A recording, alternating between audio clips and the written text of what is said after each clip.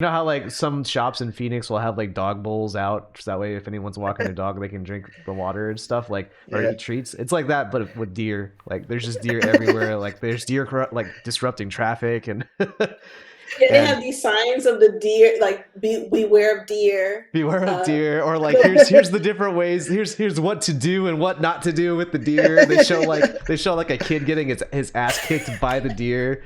yeah, the picture I saw was the grandma.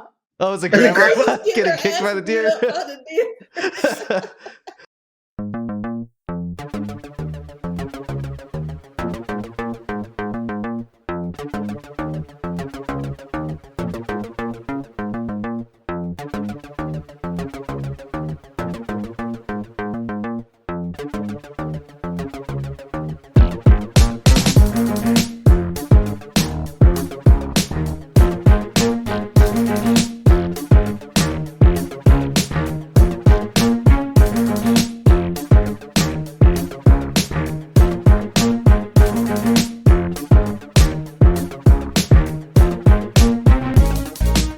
Hello, and welcome to the Absolute Guard Podcast.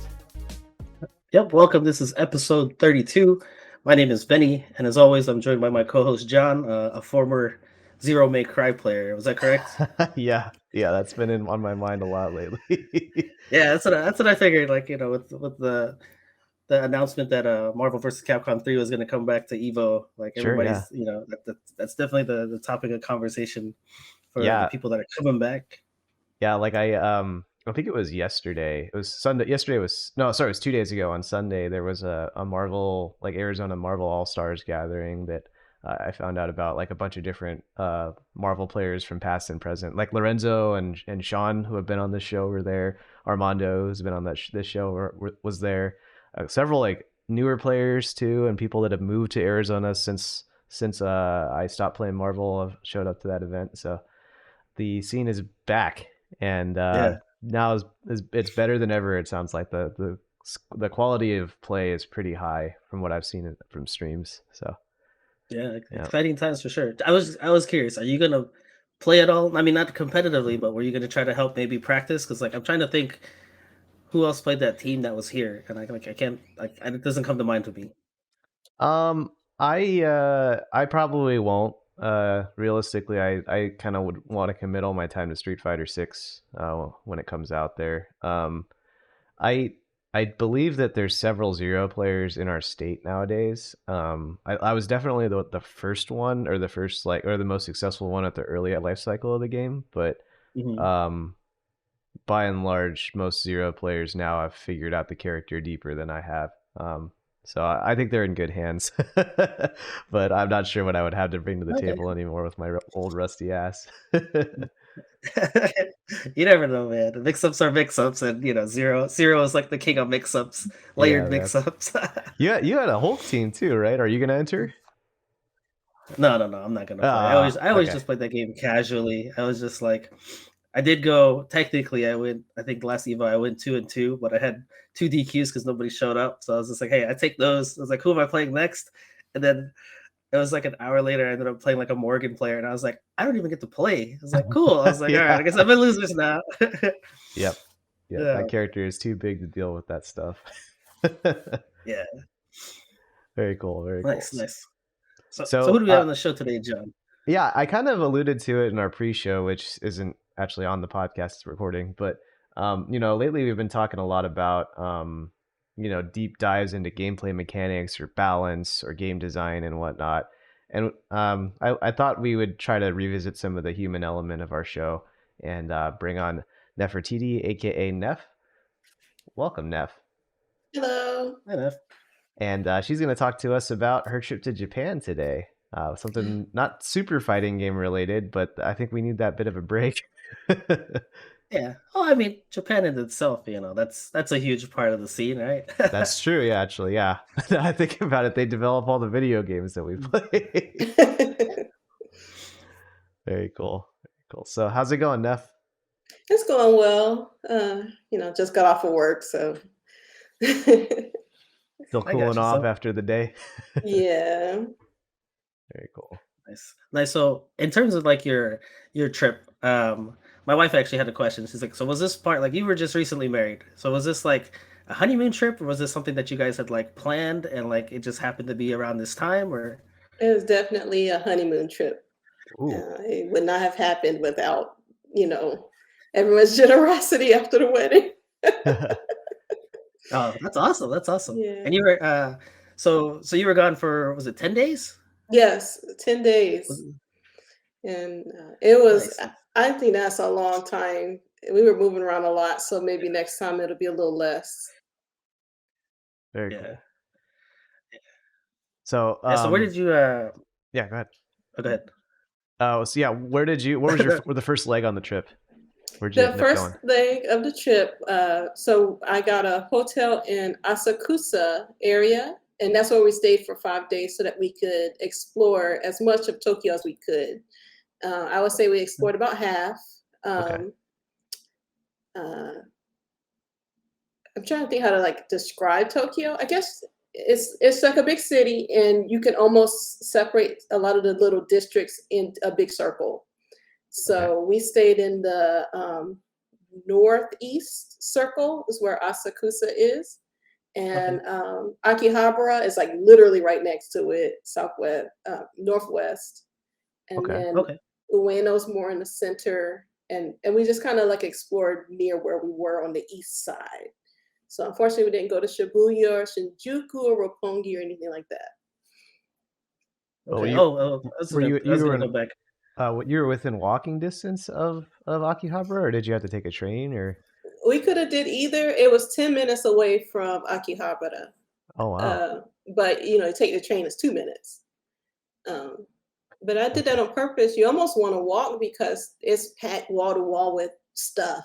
We passed so Yeah. many restaurants and cool shops. We didn't even walk into them, but just walking the narrow streets and seeing the people going about their day. That was fascinating. And um, I planned a trip so that for that reason, actually, because I knew that once we started getting on trains and traveling, trying to figure all that out would be very like stressful. So the first day, well, first day we rested, just stayed in the hotel. And the Yeah. second day, then we just leisurely walked towards Akihabara, 10, 15 minutes away, walked around, and then walked back to the hotel. Oh, okay. So kind of like take it easy on the first couple days and ease your way into it. Right. Yeah. Okay. And then how long was the plane ride there? Was that eventful at all? Kind of. So the plane ride itself so we had to go from the United States, Seattle to Japan. That's 10 hours by itself. Mhm. But the trip itself, when I planned it, I forgot to allow enough time to get our luggage. So we would have been there on time, but not our luggage. So I had to Oh. leave the night before we planned to leave. And we had to stay in the LAX airport for 6 hours Oh wow. waiting for them to open up so we can recheck our bags. So then we can get on to our normal flights. So, oh my Oh God, geez. Okay. that's the hardest part traveling. But I guess anybody from Phoenix, you can't go right from Phoenix to Yeah. Japan. You have to find some kind of connecting route. So just be careful when you plan that out. Because Yeah. I Yeah. was not. I'm used to that from being in Alaska. Like a lot of times it was like you always had to hit up Seattle first before you went anywhere else. So Yeah. it was just like we go to Seattle first for the connector, and then I guess that's where everybody congregates, and then we get enough people to go somewhere else. And technically, for some flights, you can go right from LAX to Tokyo, but we were trying to save money. We were trying to Yeah. be cheap, but Yeah. trying to Oh. do that, nothing was working out. So we ended up spending the same amount of money anyway, Oh, you okay. know. Well, at least you tried though, versus Yeah. just eating it right out of the gates. Yeah. I think my No, I father-in-law, was gonna. because he caught it. I sent everybody our itinerary. He was like, okay, you're gonna land in LAX and then you're gonna have 20 minutes to get your bags and get on the next flight. Is that right? I was like, oh shit. Leave it to the dads to look over the plans, right? uh, I was gonna ask in terms of your trip for you and your husband. Like, have you either of you been to Japan before, or was this like first time? This is our very first time. We neither one of us ever went international, so that Hmm. was also a brand new thing for Oh, us. Like I never even been to Canada or Mexico. So you had to get passports then. Okay, okay. Yeah. Luckily, I got a passport 7 years ago because I said I'm going, and I just took my little $200 and I just had faith that I was gonna go. At that time Yeah. too, I was working at the candy store and I had collected change from around the world. So I actually was able to find like a $1.11, $1.11 that I had saved all those years ago and was able to take it on my trip. Oh, So that's yeah. awesome. And so you spent it then. Yeah. Finally made its way home. That's awesome. That's really cool. Um, Okay, so day 1 and 2 are days of rest and or easing in, doing some leisurely strolls. What was day 3 like? um, well, let me scroll. So day 3, we felt more comfortable, so we went to Tokyo Tower, and Oh, right okay. in front of Tokyo Tower is the Zojoji Shrine. And the day we went was actually National Foundation Day, which I think is like the foundation of the country itself of Japan, as we Okay. know it. Oh, okay. So there were a lot of people at the shrine, and they had a special. I'm not Buddhist, so I Yeah. apologize to any Buddhist people that I offended. We were just trying to go and be respectful. We just saw a line, and we are like, oh, maybe there's a line to get into the shrine. And when we get up there, we're like, they're Mhm. praying, and we don't know what to do. I try to remember what I saw in anime and try to look like what people were doing. You have to like bow a couple times and then like tap a couple drums or something. Actually, don't tap drums. Don't touch anything Well, you shouldn't they touch. didn't have, see, that's the thing. Like that's why we really had to watch the people that were there because they had incense and they had dry incense and incense that was burning. And you pray, Mhm. and then you donate. I think then you pray, and then you put a little bit of the dry incense into the one that's burning, and then you pray again. And then you leave orderly, not like tourists like we did. We just was all over the place. um, Something that was interesting at the shrine was those little statues that they have of the. I don't know if they're children that they have lined up. You might see them in anime as well, like the stone. They all of them had knit caps and knit Oh, okay. sweaters. I don't know what that means. I, I Mm. the couple of shrines that I've seen have been like there's usually like some kind of arts and crafts thing associated with it that like children make to decorate the shrine, and it varies from shrine to Oh, shrine. Like I've seen like kites, I think, like people hung kites up, or like they had those little the hand drums, and they drew on them. yeah. um and then those just get like those are hung up at the shrine, I think. That's my guess. I'm not really sure. Maybe there might be actually some significance around the little statues with little hats on them, but I've definitely seen like arts and crafts around shrines before.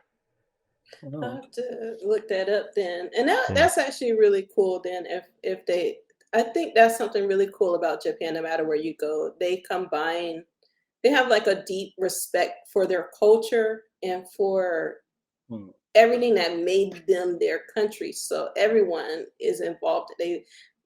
All different types of, you see like different school people folding paper cranes, or just like what you said, like I totally believe that because I've seen like children's art or crafts all around. Hmm. And you just see like we saw all different types of people at the shrine that day that we went. um I guess. And then after what we looked, they had lots of beautiful parks in that area, and then we went to the Tokyo Tower. Okay. um Eric's afraid of heights, so we Oh. didn't go to the observation deck. We did like look around. We went up to like the highest floor before you get to the observation deck and look around. Okay. And Oh, okay. so we still saw the city. And Tokyo Tower is pretty cool. You can tell it's a tourist trap. All those different shops, and places to eat. Yeah. We did good though. We didn't spend too much money. I was gonna say too, like I got my you. recollection of Japan is that like everything is made for people of our height. Like Neff and I are roughly the same height, I Oh think. yeah, But I was that was curious if nice. Eric, who is a giant, like if he had any issues fitting into buildings or ducking them, From like the getting into time doorways. from the time we got on the plane in America, he was complaining about his height. So, and then when we landed at like 5 p.m. in the afternoon. So everybody's on the train. And he's like this. He's like hunched up. Oh god, It's he'll like be little all right. things like Benny, you'd get a kick out of this because you're the same height as like we're all three of us are like, somewhere like mid 5 foot range or Yeah, like early, like lower 5 foot range. And yeah. like, even like sinks in bathrooms, like I always have to like raise my hands a little bit to reach the sinks in bathrooms. It's not like they're like up at my face or anything, but then like they're way lower in Japan because They everyone's shorter. Yeah. even the toilet seats, and that actually was like uncomfortable to me because I was like, okay, I've been walking all day. I don't want to do a squat now, like a real squat. uh, but I will say the bathrooms are like worth it. Like not a cold toilet seat in sight. Yeah, they got the They warmers, also right? like fancy one, the fancy bidet system. You got to call it a system. The mechanism. Yeah. So in terms of your overall trip, like, did either of you have anything like in terms of like I guess something like that you just really wanted to do? Like you were like, I'm going to Japan for the first time. This is something that I've wanted to do for years. Like, did either of you have anything like that in mind? That's kind of how we planned it, our trip out, like where we were gonna go. Eric really, really wanted to go to the Nara Park to see the deer. He also Okay. wanted to go to the Golden Pavilion, but unfortunately we couldn't go, and I'll explain why later. He really wanted to go to Hiroshima to go to the Peace Memorial Park. So Okay. those cities are so far away from Tokyo that I had to plan things out to like fit it. Yeah. Um, so that's why I said 10 days to do as much as we did is a lot. Yeah. Mhm. I really wanted to, what did I want to do? I had stuff. I wanted to go to the anime store with all the figures and stuff like that. Because there's some things that I love that I knew they would have in Japan, not here. And I Okay. was able to get some things. And I just wanted to eat. I wanted to eat Yeah. whatever they Yeah. had. I wanted, yakiniku and sushi, and I was able to eat very well. Even so, Eric has autism. He has very limited taste palette, but no matter where we went, it was good, and I was able to find something traditional that I could enjoy. So it worked out very well for us.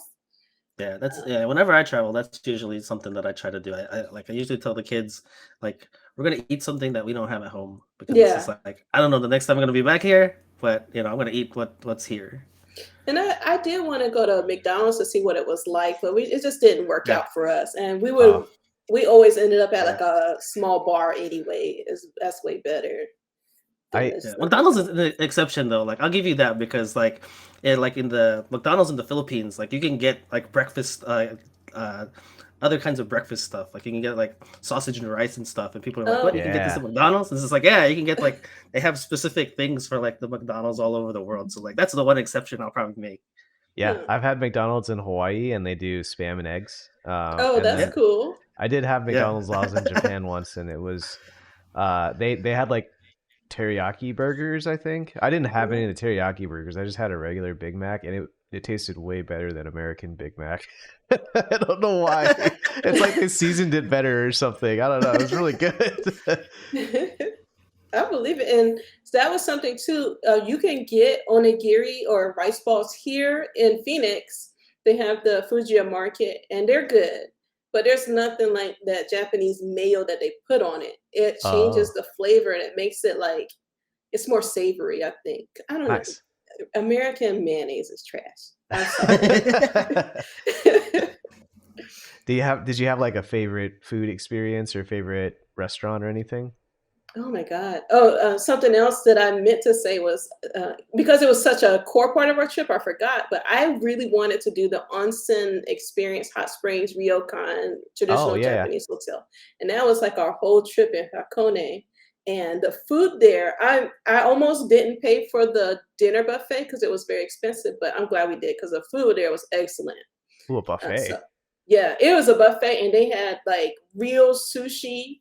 They had all different types of Japanese cuisines that you could have hot pot, and they had some American Mm, things and like fried foods that you could have. It was like the whole banquet area was full of food, and it was Okay. all good. Even some things like I tried just because like they had they have these things where it's like jelly, but it's more fish flavored. I don't know what they're doing. So I tried it and it was okay. But I can say I tried it. Fish jelly. Got it. I don't like squid gelatin thing. I don't know. Like a scallop? No, if I'm kidding. only. If only. What else? Food related. Oh my God, our first hotel was connected to a Lawson's convenience store. And that was a bad idea because we were at the convenience store like 2 times a day, just buying stuff, all their food, all their little treats. It was bad. We wasted so much money there. But and they had stuff on sale all the time, so I was always looking in the discount bin area. So I would say those are the two things that really stuck out to me, food wise. Okay. Very cool. One thing I remember about Japan is that like a lot of the restaurants are like it's less so of like here is a general restaurant serving a variety of things, and they tend to focus on like one specific thing, like a ramen shop or a dumpling Mhm. shop or a katsu shop or a tempura shop. Um, Uh, and I don't know if you I got a chance to eat any specialty like tempura places or specialty yakiniku or katsu or anything like that. Not exactly. We when we were hungry, we would just look, and there would be, I guess, like a bar. That's the thing that we just went to like bars and stuff. There's Okay. a bar right next to our. The I'll tell you guys the hotel I stayed at. It's a great hotel and a great place. It's in Asakusa Bashi, whatever. But the um, the bar that was next to us actually sold horse meat Oh, and oyster different types of oyster preparations as well. So we were so hungry, and we just let's just see what they have here. And Eric has a new favorite protein, he likes and oysters. well, no, no, not seafood, but the horse meat. Oh, the horse. Okay. I like their oysters, and the food was really good. And horse meat is pretty good too. It's not bad. Yeah, Huh. I never had horse meat. I had a couple of friends that lived in Japan for a little bit, and I remember like yeah, I remember one of them posted a picture, and they were just like it was just like a platter, and it was just like a piece of horse meat, and I'm like, what? And like, if no one told me, I wouldn't have known. It looks like beef, and then depending on your preparation, how you eat it, it can. To me, it tasted like fried chicken gizzards, and I'm Southern, so I've had that plenty of times. But it's not a bad taste at all. It's not too gamey. Okay. Uh, when we first got in there, they gave us horse meat sashimi, and they like used a little blowtorch on it, Oh, and that was Oh, cool. oh, okay. okay. Yeah, so we've had that experience when it So comes to it's like food. raw ground up meat, and then they blowtorch it. No, no, it was like shaved like if you were to get Like shaved ham. carpaccio. Oh, carpot. Okay. So Okay, like that makes slightly sense. shaved beef on rice, and they Okay, like torched it. that's Um pretty cool. what else? I love dessert, and they had way too many like cafes with coffee and sweets, and like my eyes just were like, oh my God, everything was beautiful looking. It all tasted wonderful. So that's something too. Like they have specific shops, just like you said first. Everything for us, we didn't go to too many shops like that, but I really enjoyed the sweet shops, and we also went to a gyudon place, which is Ooh, like where they have the meat bowls. Yeah. yeah, Um, Absolutely delicious. And the hard part about it though is I think a lot of restaurants and stuff like that are set up for individual diners. So yeah. me and Eric going as a couple, it actually was a little difficult. Um, To and get like I a table also for was, two. yeah, Mm, table for two is hard. It's all like divided up and separated out. yeah. Okay. Yeah. Yeah, that's Huh. something I've seen like in like food videos and stuff like that. Like yeah, they have like those kind of like almost kind of like booth setups, right? And it's for like a single Yeah. person, and it's just like, well, I want to like sit here with my with my significant other. You know what I mean? It's like I want to dine together, and you guys are like dividing us. So we had to sit on the same side instead of across from each other in Yeah. that place. And then also sometimes you can look around and say, that's why it's set up this way. Because when we went to that gyudon place, it was nothing but college kids, college boys. Oh wow. Okay. Oh, And then they had a big poster on the wall, like some kind of Demon Slayer promotion. Like, okay. Yeah. I never really thought about that, but like, is that maybe that's more of like a cultural thing because like when you go to eat out here, it's like a lot of people they usually go out in huge groups, right? And so it's like Yeah. we need a table for like 8 or 10 or something, and like maybe that's just not something that they're or I guess in certain areas maybe they're not really used to or not not really needing to accommodate for those kind of situations. Yeah. If you think about it too, in America, it's almost shameful to eat by yourself. And I Yeah. had to Yeah, build up to that as I became an adult. Otherwise, I just wouldn't go.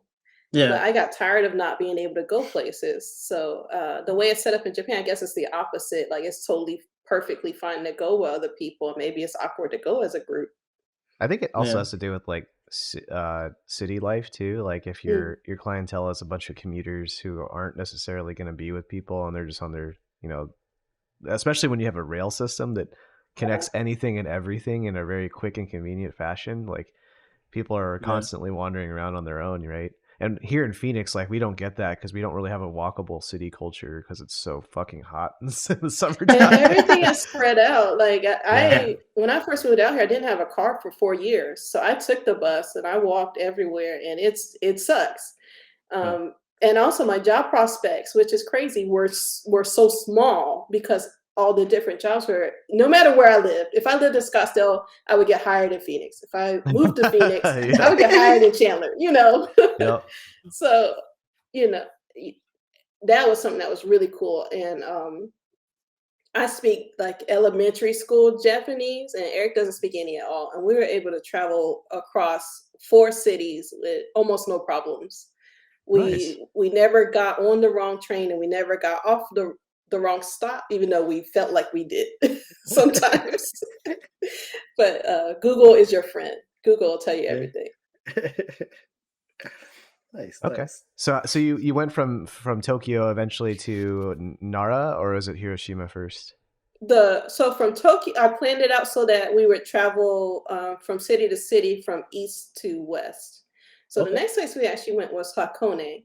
Hakone. Uh, the, Okay. it worked out perfectly. We got there February 14th, Valentine's Day. Hey. Okay. Mm. Were they And packed? Is that a busy romantic spot?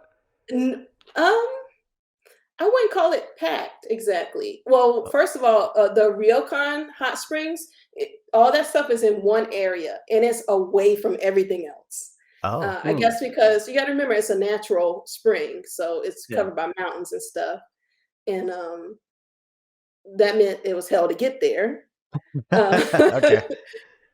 so that's why I was glad I got dinner there because we would have had to leave and find a place close by to eat. And oh Lord. So we get there, we take a taxi to get to the hot springs. We check in too early. So then we have to leave. And we're like, well, let's go to Odawara Castle. It's right next to the station. We tried to take the bus system. And so we had to walk to the bus, which was a 10-minute walk. And then when we got on the bus, we didn't understand how that worked.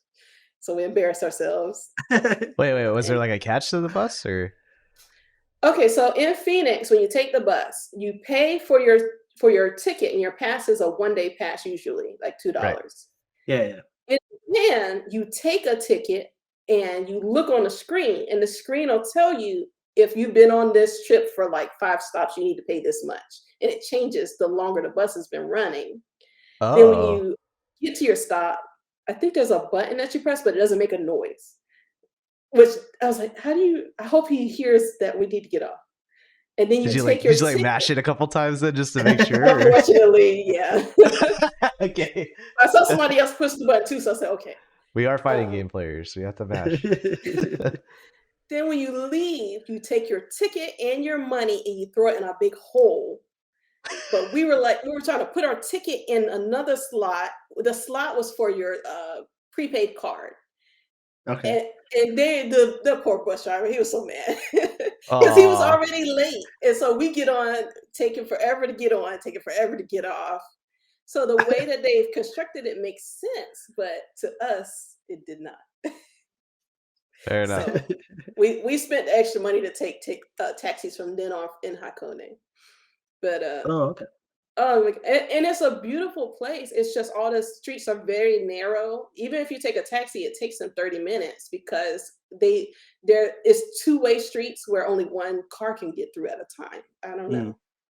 know. Um, I forgot why I brought all that up. But anyway, the point is, We were talking about the bus ride to oh Hakone. yeah, so yeah, Hakone was beautiful, wonderful, and all that stuff. But we really felt the difference between traveling in a big city versus traveling in a smaller city.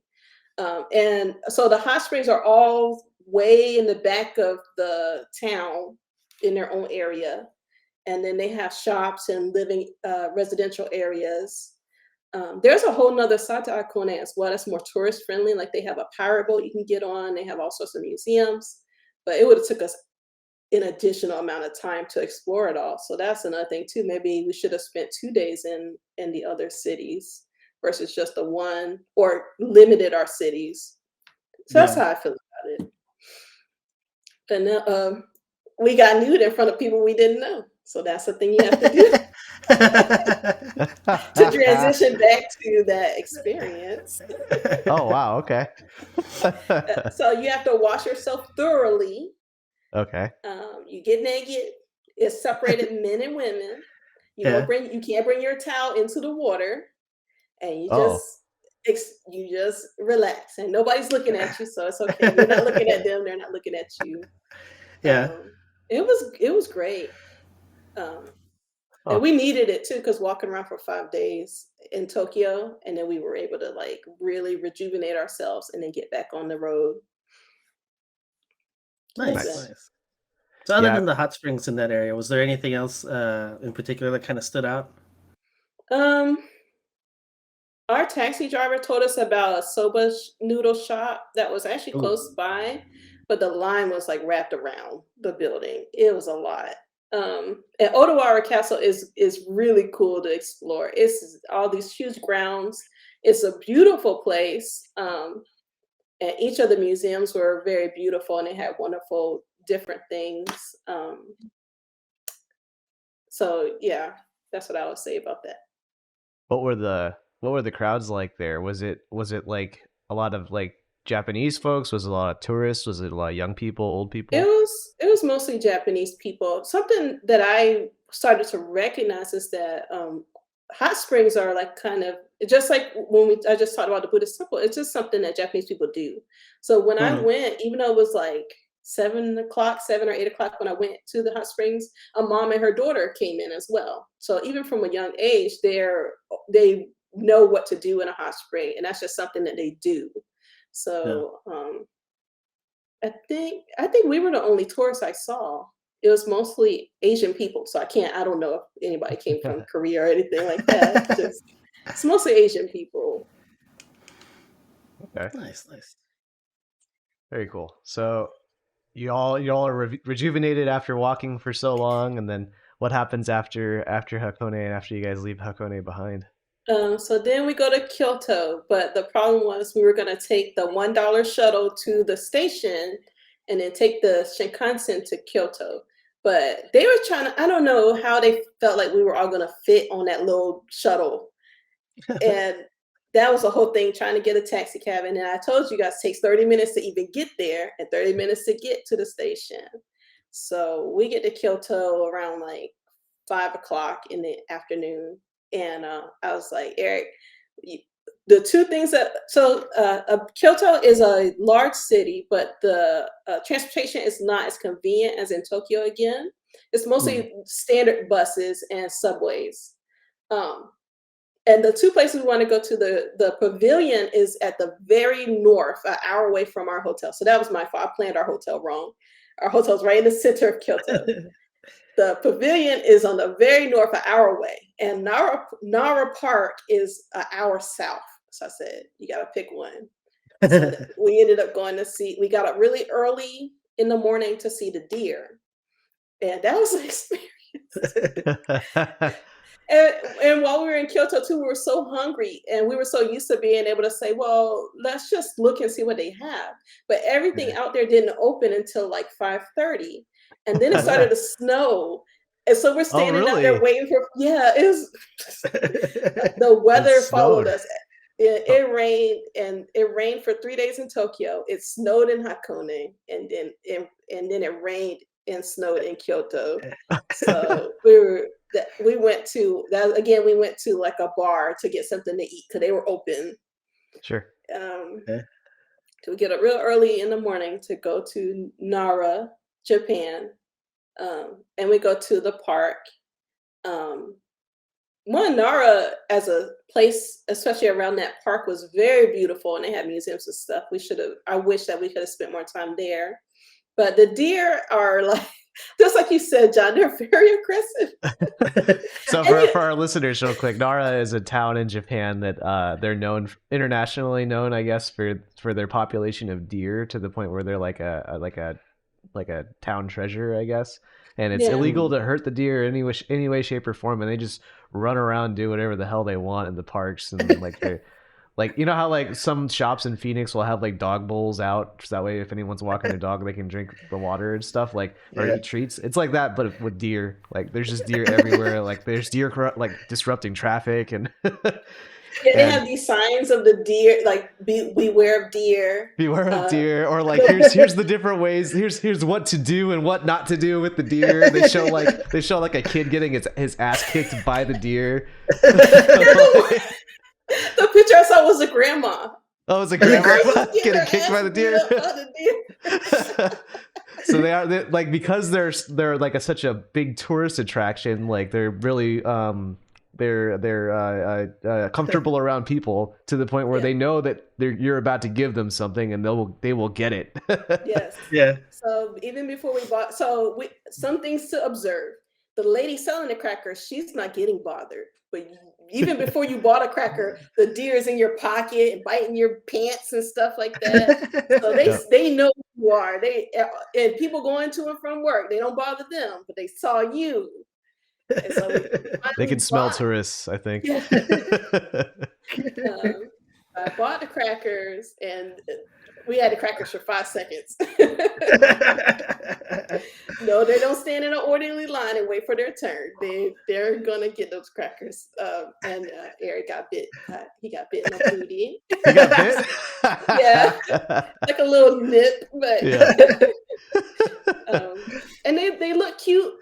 It was wintertime, so they didn't have antlers. I don't know if they had antlers when you went. Not many of them did. They had like little bumps for sure, though, enough so that way Yeah. I could definitely feel it when they headbutted me. Yeah. So luckily we didn't get that. I just like a dog. If you look at the dog and stare at the dog, he's gonna think you want something because you can't communicate with English. So I said, act like you don't have anything, act like you don't not interested, just like everybody else, and then they won't chase you. Chase you They will. They'll follow your ass around. Like, it's weird. Like towards the end of it, it's like, at least in my trip, I was like, I don't actually even want to make eye contact with these deer anymore. I just want to like try to ignore them as much as I can so they don't come. It was like dealing with grifters or something on the street. I mean, kind of, except these grifters. Yeah, they took what they wanted, and they had the protection of the government.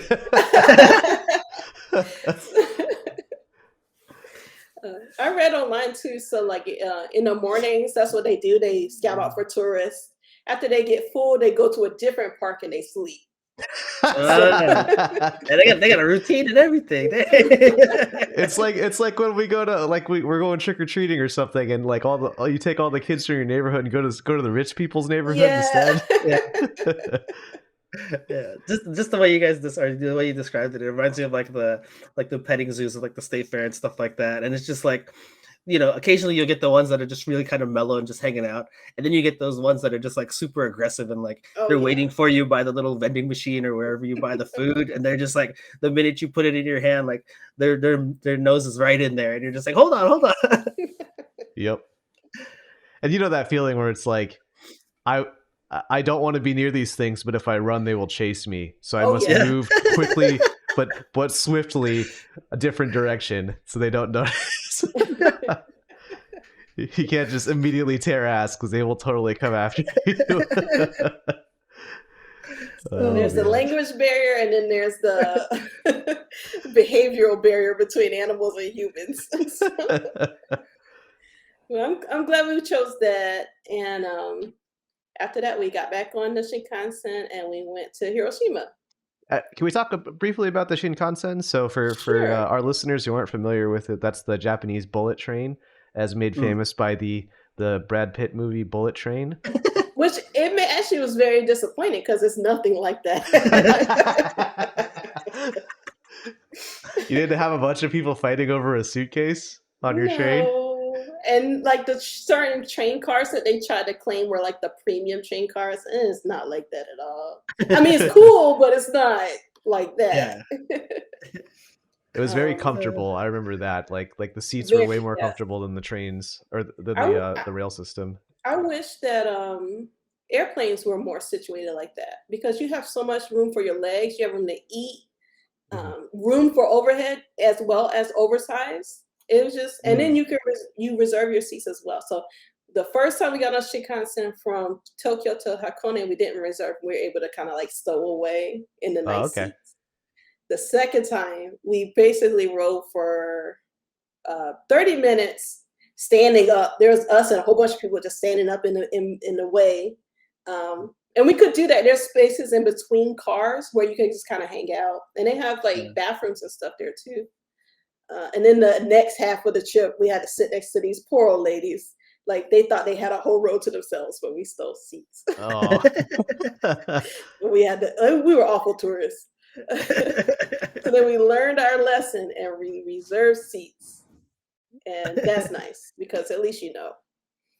One thing I remember about the bullet train is I went in. I think it was 2013 when I went, and I had just played Metal Gear Solid 5, and I found out like when I was listening to the announcer on the train that was like the automated voice that's saying what stops they are. Yeah. It's the same voice as the one of the characters in Metal Gear, or like the computer in Metal Gear that tells you where like your rendezvous point is and stuff like that. There's Uh, something about Japan that it tripped me out because all those little sounds that you might hear in games, it's mhm. not it like they're pulled straight from their real life. Like Like, the rail system, like right, like yeah, that ding ding ding ding, like that kind of yeah. stuff. Yeah. There was even I forgot where we were, but there was like a certain like honking sound.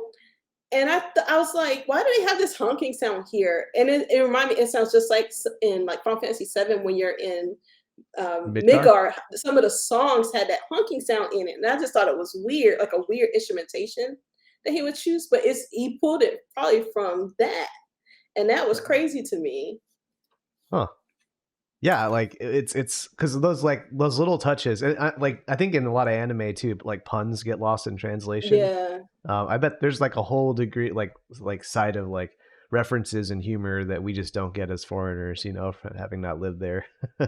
yeah, and not even language, just their lives and the different things, the way things are situated, the way that you pay for things, or the way that people just I don't know. It's interesting and something you would never notice unless you're there.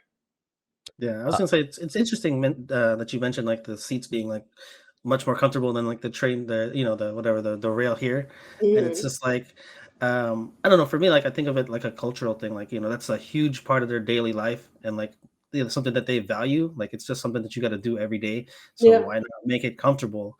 Whereas here, it just seems like it's just here. Now I will say oh. the regular train systems, the subway and the trains, the commuter trains are not comfortable at all. But Okay. something that I noticed was they all recognize that. They all know we all need to squish in here. So you need to move out the way. Everybody moves out the way. Nobody's being an asshole about it. Everybody's quiet and Mm, polite. And even a lady, she was sitting and she noticed that Eric had a leg brace on, and she said, "Oh, she was trying to mime. Do you want to sit?" And that was uh, nice to me. Like you wouldn't. He's like a big guy, and most people wouldn't even bother with something like that, even in the yeah, states. yeah. So it's just something that you start to notice. It's like Um, people are way more polite. yeah, I think they more polite and in general just understanding of the situation. They're not so, I Yeah. think, self-consumed or Yeah. Yeah. self, what do you call it? I don't Motivated. want to say self-centered because it sounds awful, but I would call it self-motivated in the same way that's like we don't have um, a ton of public transportation here in Phoenix. I guess we have the light rail system, and that can turn political really quickly about why it's not like the rail system in Japan. But um, we definitely like have I'm going to drive my own car to my own yeah, job and use the government's roads, but it's like my car, only my space. right, Yeah. and like the way that they build their, I want to bring it back to the regular subway system too, because that's what everyone really uses, Mm. and the way that they're spaced out is so that even if you miss your train, you're not going to be late unless you got there late, Mm. or the way that things are, like the signboards, they make sure that's very clear. They make, and it was very affordable. I didn't buy a card, but like, if I'm just traveling around, it's only going to cost me I don't know, maybe $3, Oh. um, to get to where I need to go and do what I need to do. But in the States, it's very expensive. Like I said, I did it before, and it was a lot of money to take the bus. And then if you miss your bus, you are going to be late because they only come every 30 minutes versus Yeah. every 5. Right. Yeah. So I don't know. Lots of little things. Where are we at? We're in Hiroshima now. Yeah. So yeah, you took the Shinkansen to Hiroshima. Shinkansen to Hiroshima, and I, I I did really good with this hotel because it was right on the river, and so it was Mm. we got a beautiful view of the river, and it was only like 15 minutes to the Hiroshima Castle and 30 minutes to the Peace Park to walk. So we took a taxi to go to the Peace Park. But the first day we went to the castle, and again, so just like with Odawara Castle, the grounds were just absolutely gorgeous. Um, all different types of people were there walking their dogs and just existing. So like it wasn't like in America where everything's kind of like sectioned off. And that's another thing too. Everything we went to didn't cost us any more than $10 Oh, Oh. at the most. Like Odawara Park, to get in and look in the museum was $5 each, and to be in the park was free. But you could look outside and look at all the different statues and stuff for totally free. Um, there's another Buddhist temple that we embarrassed ourselves at. But there's somebody, he was nice. He gave us some free sake cups. And we tried, I told Eric, watch what he's doing. And Eric stood right up next to him. And I was like, oh. don't. But it was beautiful Buddhist temple right there on the same grounds as the castle. And it was just a very nice evening. Um, So I guess kind of some backstory on Hiroshima. Like just for anyone who's not familiar with world history, Hiroshima was one of the targets for an atomic bomb that America launched during World War II. It was Hiroshima and Nagasaki. So I remember when I went to Hiroshima, like the first thing I noticed was that everything was brand new compared to like having just been to Kyoto and stuff like that, because the whole city had to be rebuilt essentially after the atomic bomb. And so like even like going to that castle that you mentioned and whatnot, like it was brand new, right? It was mostly rebuilt, and they had some areas that were like the foundations of certain rooms that they left out open for people to view. But basically, anything that was able to be preserved, they tried to keep it preserved, but everything else had to be rebuilt, like you said. Yeah, and Hiroshima is also something sort of a not necessarily a meme, but it is like a recurring theme in our Arizona community as well, because I believe the first person ever that I know that's ever gone there, his name is Rick. He was on episode 2 of our show. He basically went there. He told me it changed his life, and then he basically everybody that's gone to Japan from the FGC since then has gone to that gone to the Peace Memorial, because I recommended it to you if I recall correctly, or like maybe I recommended it to T Dot and then he went, or the Spurlocks or somebody. Like, oh, there's just been a chain of Arizona people that have gone to that Peace Memorial. Yeah, I think, um, well, for us, we were going to go in either way because Eric has family that actually worked on the Manhattan Project. Yeah. So he's heard about it. He really wanted to experience that. So we were always going to go, but there are some times where I didn't want to continue further because it's very heavy. Yeah. When I was in sixth grade, we went to the Holocaust Museum, and I always tell people if you've been to a Holocaust museum, it's very similar, and Mm. but it's important. It's one of those things where you should go. Yeah. Yeah. Again, like how much did it cost us to get in? Me and him was like $3 a piece. Oh And wow. for kids, it's like $1 for children to go, but they want you to go. You have to Yeah. because they're trying to. So out of all the things they didn't really weren't able to keep after the bombs, they kept a lot of the human stories, human Mm. clothing, toys, things like that. That kind of like illustrate the lives that were lost. That these are real people. These aren't numbers. And Yeah. that was the hardest part of the whole thing. Yeah, so like the Yeah. memorial itself is just it is like a series of museum exhibits, right? And I remember seeing like there was like a shadow of a young girl that just got burned into a wall from the Yeah, bomb, and it's that kind of stuff. You're like, oh man, this is extremely sobering. it is. Yeah. It's not a trip to Disneyland by any means. Like No, they're Yeah. bringing kids Exactly. there, but those kids aren't laughing and cheering. right. And Yeah. something else that I think nobody ever talks about, the aftermath. So after that, the people who had to stay and the people who came to help, they got sick, and they didn't live for very long, or they lived for a long time with illnesses. So that's the thing people need to recognize. It's not just the pain and suffering initially, it's the years of Yeah. devastation that these people have to live with on top of rebuilding their city. People Mhm. that come to help have to end up suffering. Yeah. Yeah. So Another thing that I found really interesting about that exhibit was that there wasn't a ton of anti-American sentiment, which was Mm. quite frankly surprising to me. As an hmm, American tourist visiting it, it's like, wouldn't you be, uh, a little bit more pointed towards the people that dropped the bomb? Um, Yeah. but it was more about like acknowledging the tragedy and trying to do your very best to make sure that it doesn't happen again. Um, yeah. Mm. Yeah. Although they actually have a pretty large amount of out like factual information about the lead up and then the aftermath of every America's involvement and the science behind it.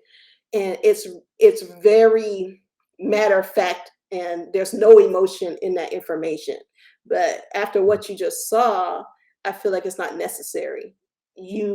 You're gonna have emotions about even how hot the nuclear bombs burned, how they developed it, how long it took them to, how much money they put into developing it. All that information is given to you without any bias, but you're Yeah. gonna have bias after seeing what you just saw. Yeah. Yeah, I imagine it's almost like going to like Auschwitz and seeing those kind of things, and it's just like, occasionally like I'll see some stupid thing on Twitter where somebody's trying to like take like a smiling selfie there, and I'm just like, this is not the time and place. Like, are yeah, you Mm. serious? Like right now? I'm just like, yeah. So it's like I imagine it'd be something like that. Like I haven't been to either, but yeah, if I go to, I want to go to Germany soon, but yeah, if I go to any place like or Japan, like those are definitely places like I definitely want to visit. Yeah. yeah, For all our pictures, we don't have any selfies of ourselves in that area. We just have Yeah. pictures of the actual place for that reason. Yeah. Yeah. even with like, because I've been to a couple Holocaust memorials as well, and like even with those, like it's definitely centered around the tragedy of it, but like it does have that backdrop. At least when I visited, it was like, Nazis are evil. Like hot take on the Absolute Guard podcast, but fuck Nazis, right? But I again, I think just didn't even see anything quite like that at the Holocaust at the Hiroshima Memorial. It was not like, yeah. fuck America at all. It was Well, just something to note too is that it's not called a Holocaust memorial. It's called the Peace Memorial. mm, I think Yeah. that's really what they want to focus on, and I yeah. like that a lot. Like, yeah, It also recontextualized the game Metal Gear for me a lot because that game has a lot of anti-nuclear messages, and now I can kind of see where that sentiment comes from. It's kind of built into the culture in a lot of ways. yeah.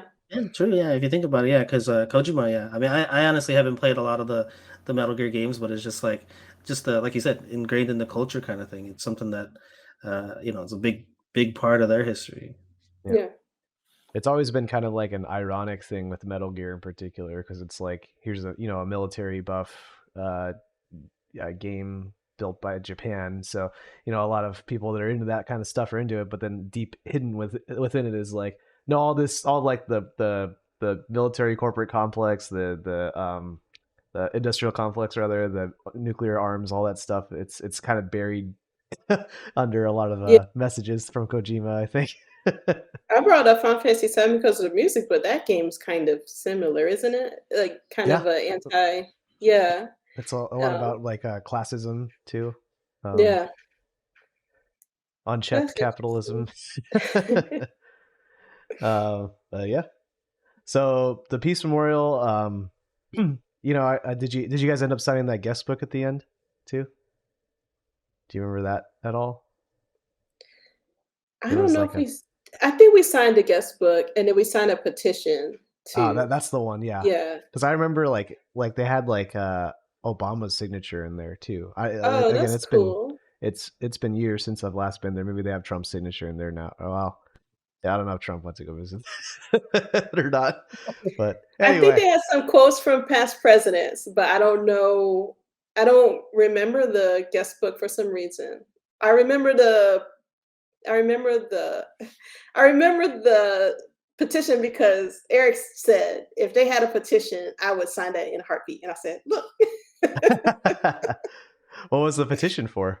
um, to so it's not just nuclear bombs and the arms race, it's also about nuclear testing. They had an article about somebody a fisherman who got badly hurt because of the testing, had lifelong, you know, health ailments because of it. And his family was, like, it's not just the bomb, it's all these different things that are surrounding that technology and how governments aren't doing things safely. They're not disposing of things safely or testing safely so that people aren't getting hurt. So, I get you. It's a lasting problem that we're still dealing with today. Sounds like. yeah. They even had an article about Kim Jong Un. Oh, Mm. So I don't know how soon, no, they said they updated it in 2019 because they had a history of the museum. okay, yeah, Starting from when they were first collecting things, all the way up until 2019 is when the timeline ended. So I think they had a lot of new things in there. okay, yeah. So we should go back. That is yeah, that ties to current events. They're definitely watching what he's up to lately. So Yeah. wow, I didn't think I'd get into geopolitics on our Absolute Guard podcast, but okay. So how do you follow up a trip? Oh, actually, so what did Eric think of it total? Because you mentioned that he had family that was involved with all of this. Was how did he handle it? He has a hard time sometimes with heavy things, he can carry them if he is not prepared. I think he did very well. He was able to soak it in soberly, but also still be able to see like the positive things that people are doing to change things, and he feels like that's a chapter he could close. Cool. Um, it turned out pretty well. I thought he was just gonna fall apart. But he did, like, he was very strong. Very cool. Nice. Good. So okay, so what happens after Hiroshima then? How do you follow that up? A 4-hour train ride on the Shinkansen all the way back to Tokyo. I did that. I planned it out that way. Okay. So luckily it's more comfortable, and that's when we got our picture of Mount Fuji as we were passing through. So that was nice. It's huge. I understand why they're obsessed with Mount Fuji because we saw it going at 200 miles per hour, and it's glorious and it's huge and it was snow capped, and yeah, it's majestic. I would like to Yeah. actually visit it next time. I think that's something else too about Japan. Like that's basically the end of our trip, but we didn't do like we did a lot of things and we didn't scratch the surface at all. Yeah. Yeah. Um, Like if I want to It was go, if I usually go back, I would want to go to like Yokohama or something like that and see Yeah, like the harbor areas or where is Osaka? Osaka sounds really fun I would too. like to go to Osaka too. Um, and I want to try Hokkaido because they're famous for crabs, and I love seafood. I love Oh, okay. crabs. Um, and what else? Mount Fuji. God, like I said, we barely explored the half of Tokyo that we did, and then yeah. now when we go back, we have to explore the other half, and then Yeah, I it's don't funny know. you There's just mentioned so much. it's funny you mentioned Mount Fuji because like coming from Alaska and like having Denali, Mount McKinley, and something and other mountains that I could see and things like that, and then like living here for the last 10 years and everything's pretty flat and kind of bland unless you go out to like Payson or somewhere, and I'm Tell us how just you like really feel. I was like, man, this place is like, you drive to California and you're like, man, this is like the most Yeah. boring drive ever. And just like, Yep, or you Vegas. know, I just, yeah, I mean, I just recently went to Denver and like just to be around like the Oh Rockies and yeah. stuff. And I was just like, man, like I've forgotten like what it's like to be around, that kind of environment. Like I'm just surrounded by like, yeah, like just flatness and clear blue skies and buildings and stuff. And I'm just like, yeah, it's kind of a wake up call every now and then when you get to go to places like that. Yeah. I think it's the presence of seasons, like having Yeah. the colors change and like the plants change and daylight changes and whatnot. For us in Arizona, it's just like yeah, the days and the nights get shorter and longer, but by and large, it's just brown and blue. Yeah, I mean that being said, I don't regret leaving. Like leaving Alaska was like the best decision I made, and I think just being in this type of area has been awesome. Like Well, I I mean, you don't have wouldn't seasons in change it all. Alaska either, right? No, they Like you have do. It's just winter. like yeah. I Oh, hear well, though that their seasons are beautiful. There's a beautiful winter and a beautiful spring. yeah. Okay, Well, no, fair enough. spring is kind of Oh Summer's no. great. Summer's like winter time here. That's why I love it the majority of the time that I'm here. Summertime, everybody hates summertime here. I think for the most part. Yeah. Yeah, No. we. I have been feeling pretty homesick myself. I'm originally from the coast of North Carolina, and going to Japan was nice because Hmm. even though it was cold, we kind of went during the winter time, but you could start to see the plum blossoms blooming and Ooh. different things coming to life. So, and the fact that it rained at all we were excited at first. Yeah, I can't imagine like going to Hakone and then experiencing snow while there. That was probably a magical Oh my experience too, God. right? Because, Hot springs and snow. yeah, I had just got out the hot springs, and since it's separated, I had to wait for Eric. And so I sat in like the little lobby area and it started to snow. I was like, this is like absolutely magical. Um, Nice. you can't plan that.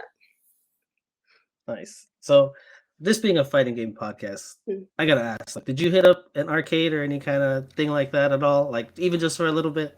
We looked around at one, the Taito Arcade in Akihabara. Nice. Mm.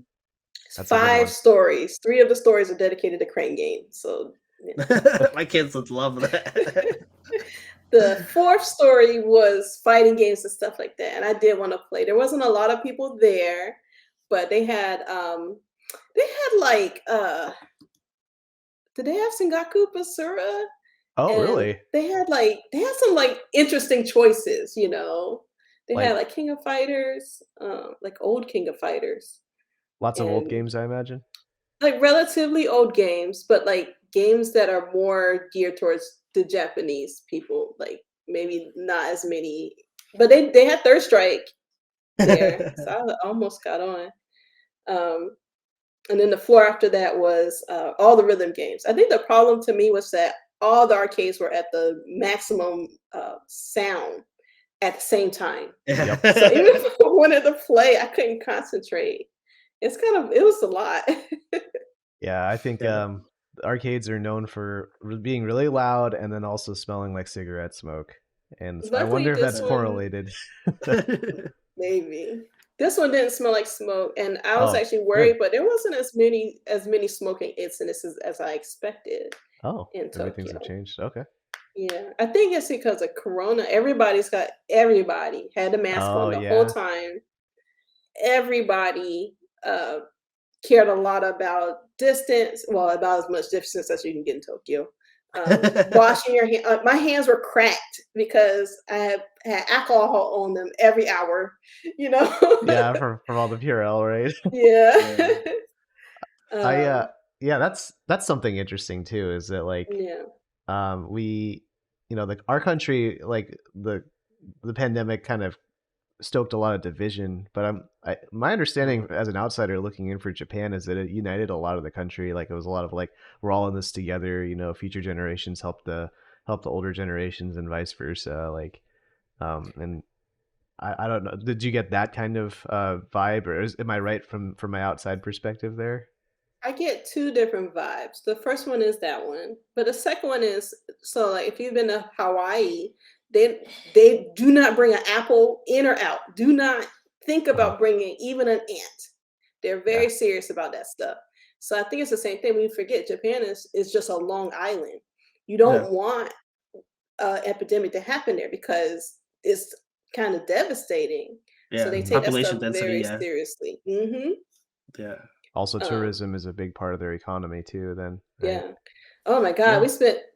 we spent like 2 hours in the airport, well, after we landed, because they had this system set up to where we had to get on a QR code and show our shots, and they were very serious about it. And Yeah. it was long and annoying. Everybody was nice, trying to help us, but they could barely speak English, or like if they could speak it, they spoke it in a thick accent, so it was hard to understand. Uh, Yeah. so so landing in Japan, you have to deal with that. Yeah, those yeah, that gives me some PTSD from college, just thinking about somebody with a Japanese person with a heavy English accent or a heavy accent. I was just like, I had a networking teacher that, I mean, Uh, bless his soul, like he knew his stuff, and like thankfully, like I knew enough to kind of get myself through, but like it was difficult just trying to like understand anything that he would say. Like he would talk, and I'd be like, I would eventually get to the point where I kind of just droned it out, and I was like, I yeah. can't figure out what you're trying to tell me. So that's actually my tip. If you could go to Japan and be okay without English, but you will have a much better time if you know something, even a little bit, even listening, because even Mm, if they know very good English, it's going to be with a heavy accent, and yeah, so then at that point, communication is still broken down. Um, yeah. so half of the reason why it took so long in Hakone to get a taxi is because the lady couldn't really speak English, and I don't know how to say stuff. So she had to get Google Translate, and we were typing together, That's cool though. That's a cool And that experience, I is imagine. cool. Yeah. But that was 15 minutes just to ask her to call a Okay, fair taxi. enough. Okay. Nice, Yeah, nice. like when I was in Japan, I don't speak any Japanese outside of like what I know from anime, which means like Yeah. nothing useful for day to day, right? Like I Yeah. could talk about how like this person murdered my brother and now I need to get revenge or something, right?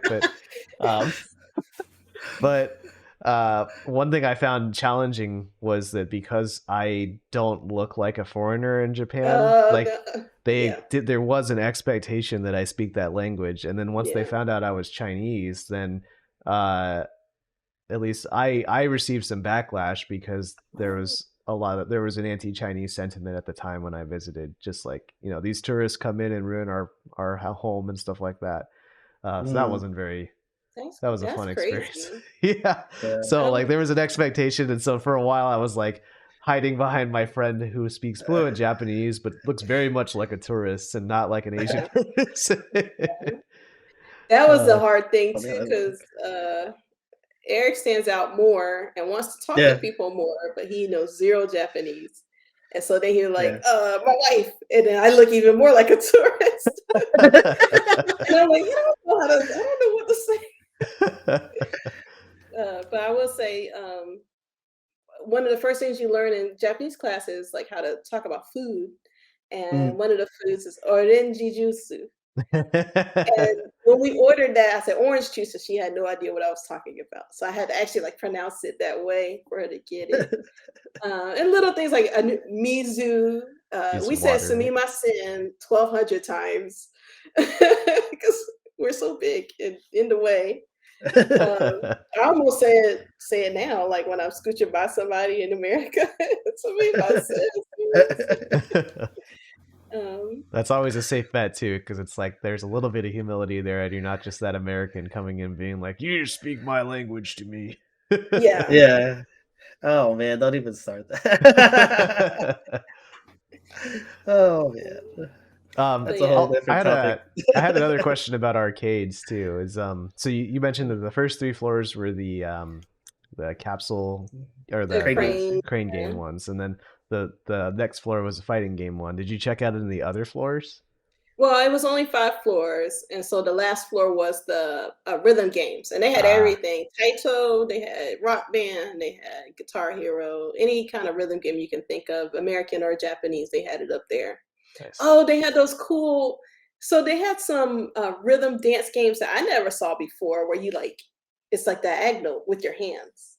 Oh, Uh, does it like do So like not hand tracking, or do you have to hit a button really I hard or think something? Or tracking. nice. uh, It was cool. It was cool to see the guys up there doing it, because they seemed like they knew exactly what they were doing.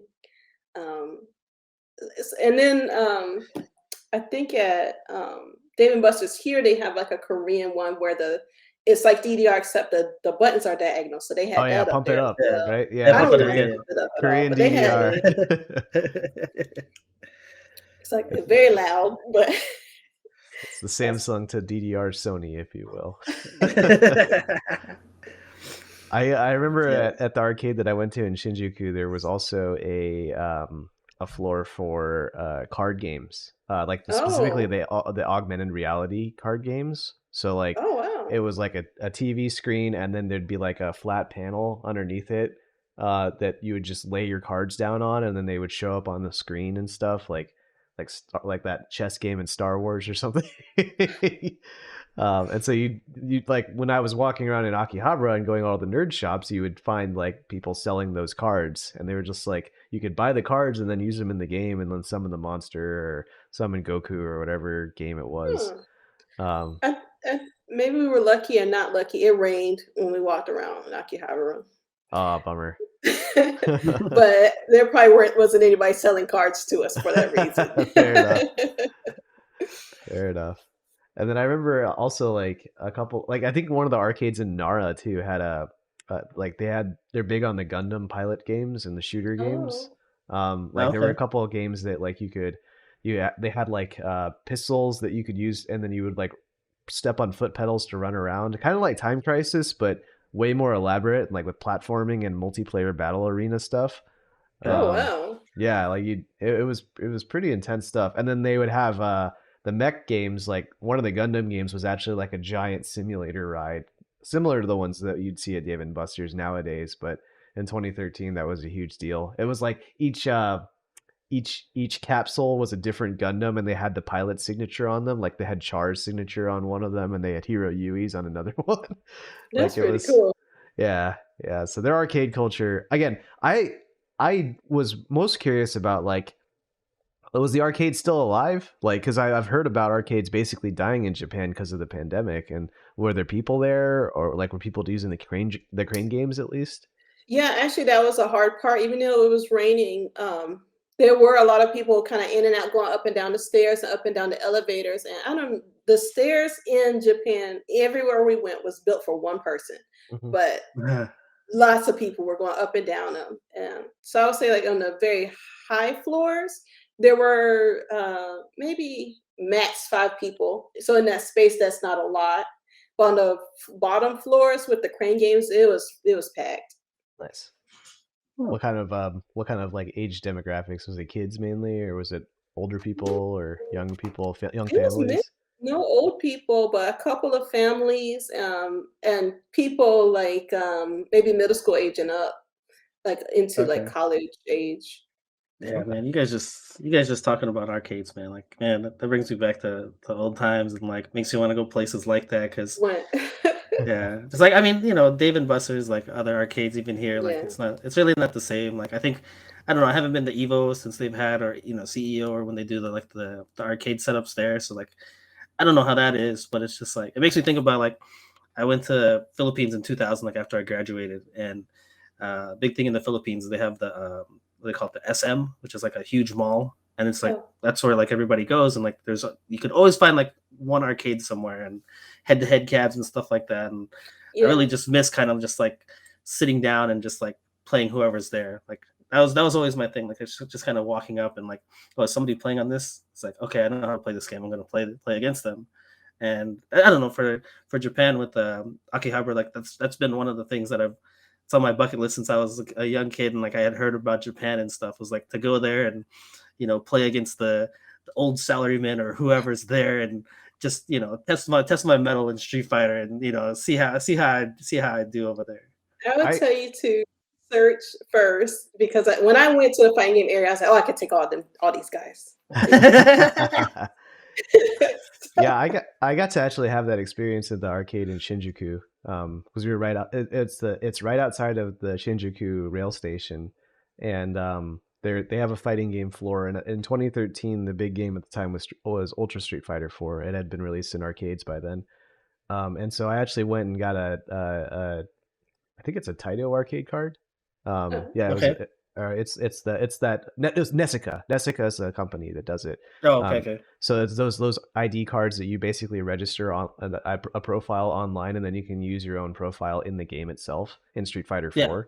4. And so they had it arranged with three different pods for Street Fighter 4, where you'd have like I think it was a group of 6 cabinets together, and then they would basically all be in rotation with each other.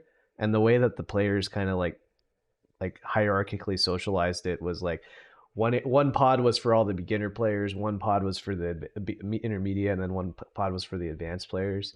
And like I started out at the beginner section, but like I got to the intermediate section, and like I consider myself a pretty advanced player by fighting game standards, but when I went to the intermediate section in the Japanese arcades, I got my shit kicked. Like it was a pod. It was a pod of 6 players, and then it was like 3 of them were on one side, and then 3 are on another, and it was just me on one side, and then the other 3 were all El Fuerte players. So there was one night I joined the El Fuerte pod, and I got fucked up. And then another Yeah. night it was like I went and checked the advanced one, and then there was like a really well-known Japanese T-Hawk player. I forget his name. And then Nemo was there playing Relento as oh well. Oh And so wow. wow. everybody was just trying to like sit in that pod and then rotate and try to play him. Um, and I couldn't even get on the machine and stay on it long enough to play against Nemo because I wasn't good enough for that whole pod. Like Yeah. the Japanese arcades were pretty real.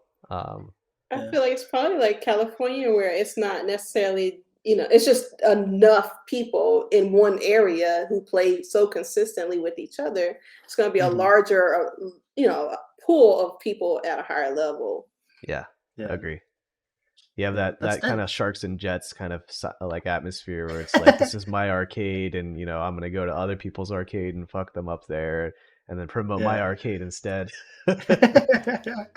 Yeah, I don't know. It just makes me think about that stuff like that, and that's like what was that anime? High Score Girl. Like Yeah. I want to go into some place like that where there's just like 15, 20 people just sitting around the cabs and just Well, kicking each other's asses, and I was like, yeah, I want to go do something like that. John, have you told him about how it was GameWorks, and we used to go down there, especially when like Street Fighter 4 and Ultra Street Fighter 4 released. Oh Mm. yeah, yeah. We used to go down there all the time. There were two different Everybody arcades. used to. Yeah, yeah. Yeah. Like Vanilla Street Fighter 4 came out in 2008 in arcades, and then a bunch of people in California and New York imported it, and we were lucky to get it imported at GameWorks in Tempe. Um, and I don't think I really like I joined the scene pretty late as far as that goes, but I played it there, and I got to see Yeah. like Juicebox running the machine, Scott running the machine. Um, Mm. it And I was it worked was at the like $10 mall, a play so too. yeah, it was expensive. Dang. So we would go on um, Oh, Tuesdays. We would go on Tuesdays where they would do unlimited play for like $20, and then we would yeah. just wait in line that way. Yeah. Well, yeah, I mean, you got to pay for that import, right? Those cabs ain't cheap. Yeah, yeah. And then a yeah. couple of years later, Arcade Edition, Street Fighter 4 Arcade Edition came out, and Golfland got that. And I remember that because like they took these really nice Japanese cabinets, and then they dropped in American parts in them, like half sticks, Oh and Ah, that was really hard for me to like learn how to use. yeah, no. those American parts, like if you're not used to them, like yeah, I remember when I went to Portland one year. I think it was my first Evo. I had a layover in Portland, and I went to one of the arcades there. I think it's called Ground Control, and like I guess I found like a original like Third Strike cab, and it Oh, had like the whole thing where the thing was like the buttons and the stick were kind of angled towards you in like a really weird, uncomfortable way, and then it had like it had huh. the American stick and buttons, and I was just like, I couldn't do anything. I was just like, what is this? It's like, I have never seen a Third Strike cabinet with Japanese parts. I've only ever seen American parts with Third Strike cabinets, and I think that's actually true for Street Fighter 2 as well. I haven't seen. Yeah, Street Fighter 2 definitely, which it sucks because Yeah, I actually really like playing that on arcade. But nowadays yeah. So I won't even bother. I just play on Hitbox, and I hope that I can plug it in somewhere. Which apparently that is something you can do on the newer cabinets, like for Type Arcade for Street Fighter 6 and for 5. Actually, you could plug in a pad too if you wanted to. oh, I didn't check to see. Did you notice that people were playing with their own when you went to Japan? Not in Street Fighter 4 era, because those Oh, cabinets I don't think supported that, and also just in general, like I think sticks were still pretty ubiquitous yeah, compared to when when Street Fighter wow. 5 came out. I think that's when the big like movement to pad and hitbox happened. But yeah. I think in 4 it was still like if you don't use an arcade stick, you're not a real player. It was still that kind of mindset. Yeah, Um, yeah. yeah, Okay, well, I was gonna say before we close things out, I had a few questions for you, Neff, just in Sure. terms of like your trip.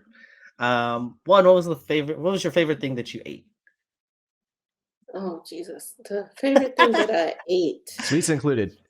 sweets included. Just anything, just like. Oh no.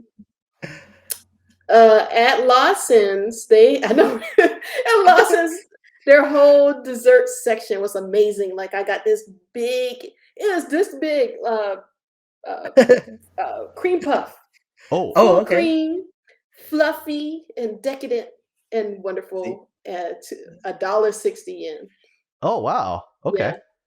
nice. And when I That's went pretty back to get cheap. more, it was all gone. So I was Okay, and then what was your favorite souvenir? What's the favorite thing that you brought back? oh. So I will show you all my little stuff. They didn't have a lot of like figures and stuff that I wanted, but they Mhm. did have little things. At Animate, they have this little Hoodle from Tales of Arise. It's a little thing on my desk. Ah, And from the Gotcha, I don't if anybody likes Golden Kamuy, the anime, that's bigger in Japan than over here, but I love it. And I was able to get these little things. I Oh, got him in Gotcha. He's like sleeping in a so they're like little little figures, or roll.